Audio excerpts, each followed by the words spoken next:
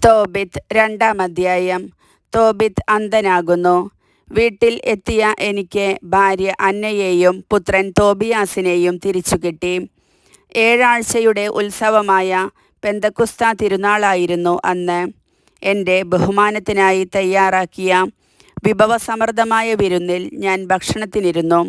ഭക്ഷണ സാധനങ്ങളുടെ സമൃദ്ധി കണ്ട് ഞാൻ മകനോട് പറഞ്ഞു, പോയി നമ്മുടെ സഹോദരരിൽ നീ കാണുന്ന ദൈവവിചാരമുള്ള ദരിദ്രനെ കൊണ്ടുവരിക, ഞാൻ കാത്തിരിക്കാം.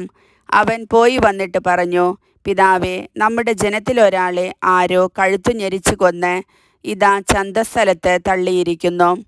ഭക്ഷണം തൊട്ടുനോക്കുക പോലും ചെയ്യാതെ ഞാൻ അങ്ങോട്ട് ഓടി. സൂര്യാസ്തമയം വരെ ശവശരീരം ഒരു സ്ഥലത്ത് ഭദ്രമായി സൂക്ഷിച്ചു. ഞാൻ തിരിച്ചു വന്ന് കുളിച്ച് അതീവ ദുഃഖത്തോടെ ആഹാരം കഴിച്ചു. ആമോസ് പ്രവാചകന്റെ വാക്കുകൾ ഓർമ്മയിൽ വന്നു. നിങ്ങളുടെ ഉത്സവങ്ങൾ ദുഃഖമയമായും നിങ്ങളുടെ ആനന്ദത്തിമിർപ്പുകൾ വിലാപമായും മാറും. ഞാൻ കരഞ്ഞു.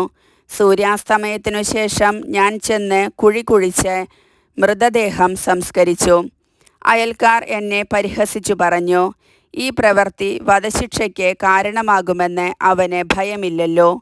ഒരിക്കൽ നാടുവിട്ടോടിയവനാണ്, എന്നിട്ടും ഇതാ പഴയപടി മരിച്ചവരെ സംസ്കരിക്കുന്നു. ശവസംസ്കാരം കഴിഞ്ഞ് രാത്രി തന്നെ ഞാൻ വീട്ടിലേക്ക് മടങ്ങി. അശുദ്ധനായിരുന്നതുകൊണ്ട് ഞാൻ അങ്കണത്തിൻ്റെ മതിലിനോട് ചേർന്നുകിടന്ന് ഉറങ്ങി. മുഖം മൂടിയിരുന്നില്ല. എൻ്റെ പുറകിൽ മതിലിന്മേൽ കുരുവികൾ ഇരിക്കുന്നുണ്ടായിരുന്നു. അത് ഞാൻ അറിഞ്ഞില്ല. അന്നു രാത്രി കുരുവികളുടെ ചുടുകാഷ്ടം ഇരുകണ്ണുകളിലും വീണ് വെളുത്ത പടലങ്ങൾ ഉണ്ടായി. പല വൈദ്യന്മാരെയും സമീപിച്ചെങ്കിലും ആർക്കും സുഖപ്പെടുത്താൻ കഴിഞ്ഞില്ല.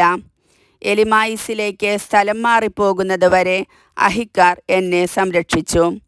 ഉപജീവനത്തിനു വേണ്ടി എൻ്റെ ഭാര്യ അന്ന സ്ത്രീകൾക്ക് വശമായ തൊഴിൽ ചെയ്തു.